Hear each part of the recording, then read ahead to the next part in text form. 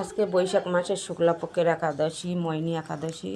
আর একাদশী আজকেরে আমার মেয়ে পুজো অর্চনা করছে। আজকেরে গোপালকে চান টান করিয়ে দিয়েছে।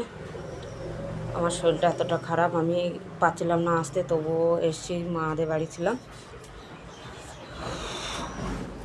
গোপালকে চান টান করিয়ে হলুদ রঙের জামা গায়ে দিয়ে দিয়েছে।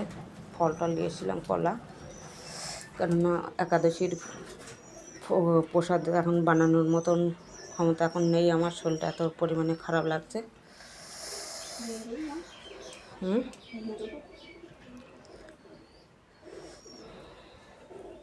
কেটে কেটে দাও।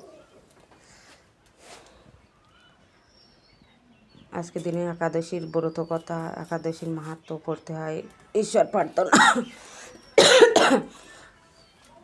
আমার লাডলিতা বাংলা পড়তে পারে না, ওই জন্য আমার পড়তে হয়।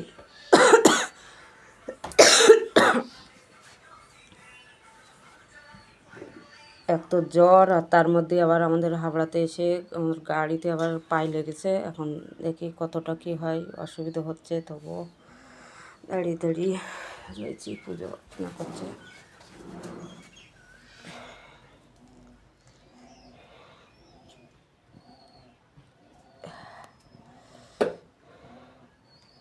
তুলসী পাতা কালকে তুলিলে, আজকে তুলুনি তো?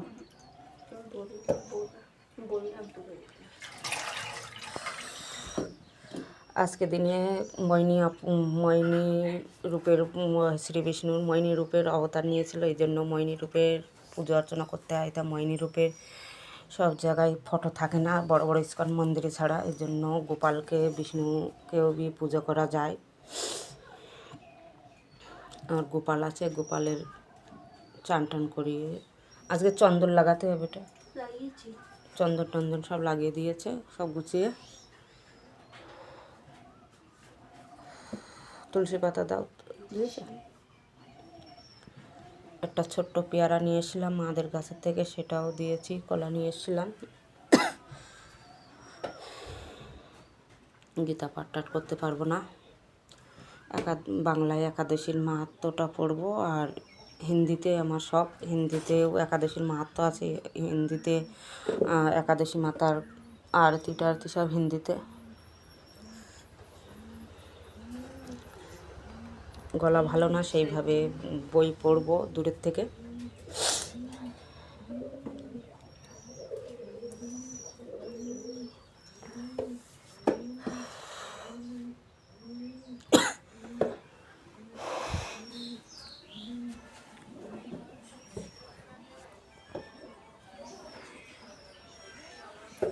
গোপালের অন্য জামা গায়ে দিতে পারতে।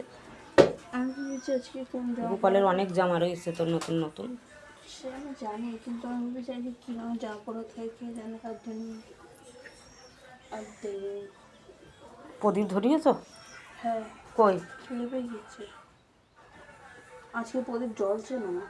তেল দেউনি তাই বাবা? তেল দিয়েছি, তেল বেশি করে দাও, দিয়ে আবার ধরাও। আমাদের বাড়িতে ম্যাচ আনতে যেতে হবে, দেশলে জ্বলছে না। দাদা আনার সময় বড় কিছু করে দেশলে কিনে আনে, চলে গেছে হবে। যতটা পারে সেইভাবে পুজো অর্চনা করছে, কিছু করার নেই। শ্রীহরি যেরকম চাই সেরকমই হচ্ছে। প্রদীপ ধরাতে হবে বেটা, প্রদীপ না ধরালে হয় না।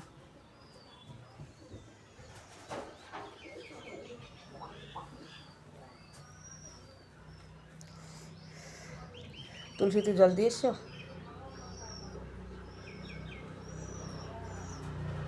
পরে একাদশীর মাহাত্ম্য কথা পড়বো, এখন যেটুখানি হয়েছে পরে আবার করছে।